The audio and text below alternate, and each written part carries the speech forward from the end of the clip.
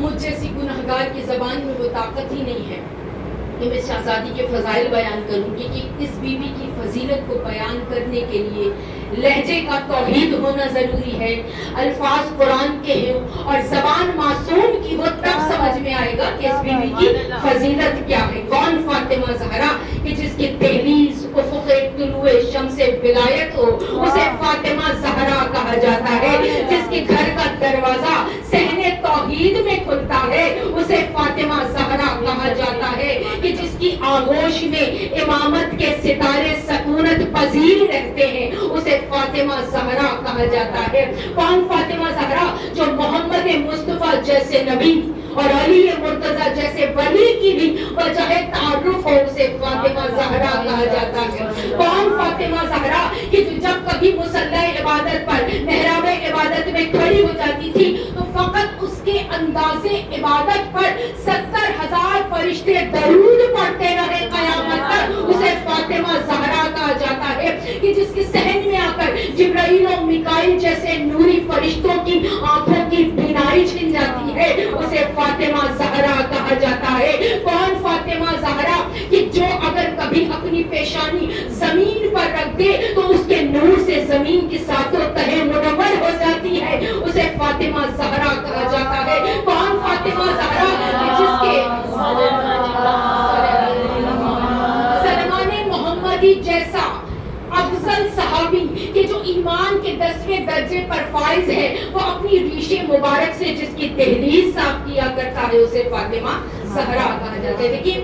معمولی بات نہیں ہے، جناب سلمان محمدی کا درجہ بہت بلند ہے کہ جسے اہل بیت میں شمار کیا گیا کہ جو ایمان کے 10ویں درجے پر وہ جاروں کشتہ کی داڑھی سے جناب سیدہ کی دہلیز کی صفائی کیا کرتے تھے۔ ایک دن یہی کام کر رہے تھے، چند صحابہ کو گزر ہوا، کسی ایک نے پوچھ لیا عجب کام کرتے ہو تم، ہم دیکھتے ہیں کہ دہلیز پر سیدہ کی تم اپنی داڑھی سے صفائی کر رہے ہوتے ہو، پر تمہیں یہ نظر آ رہا ہوتا ہے کہ میں صفائی کر رہا ہوں، لیکن دراصل میں اس نور کو اپنی داڑھی میں بھر رہا ہوتا ہوں کہ جو دہلیز سے سیدہ پر بکھرا ہوا ہوتا ہے، کہ جس کی نظر کے لیے سلامت رہیے۔ حیدری حیدری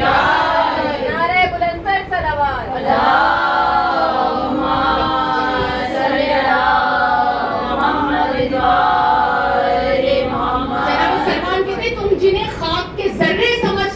میری نظر میں نور ہے، کیونکہ ان کو دیکھنے کے لیے سلمان جیسی بصارت کا ہونا ضروری ہے۔ پھر ایک نے سوال کیا کہ تم شیراز کے سرداروں کے بیٹے تھے، تمہارے باغات تھے، تمہارے نوکر تھے، وہاں تم عیش و عشرت سے رہا کرتے تھے، اس سرداری کو چھوڑ کر اپنے ملک کو چھوڑ کر تم یہاں آ کر در سیدہ کے نوکر بن گئے ہو، تو اب تم خود ہی بتاؤ کہ میں نے نفع کا نقصان کیا ہے یا میں نے گھاٹے کا نقصان کیا یا میں نے گھاٹے کا سودا کیا ہے۔ جناب سلمان کہتے ہیں میں جس جگہ جس قبیلے میں پہلے رہا کرتا تھا، جو میرے قبیلے کے لوگ تھے وہ ستاروں کی پوجا کیا کرتے تھے، وہ ستاروں کی پرستش کیا کرتے تھے، وہ ستاروں کی عبادت کیا کرتے تھے، لیکن آج میں جس دہلیز سے وابستہ ہوں، آج میں جس دہلیز کا نوکر ہوں، بلکہ ستارے خود ٹوٹ ٹوٹ کر اس دہلیز کا سجدہ کرتے ہیں، اس کو فاطمہ زہرا کہا جاتا ہے۔ ایسے میں نے اس دہلیز کو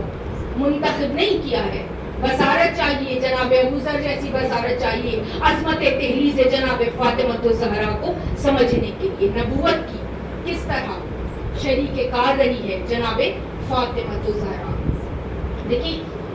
یہ حدیث کیا کافی نہیں ہے کہ پروردگار عالم نے فرمایا کہ اے محمد مصطفیٰ میں اس کائنات کو نہ بناتا اگر میں تجھے نہ بناتا۔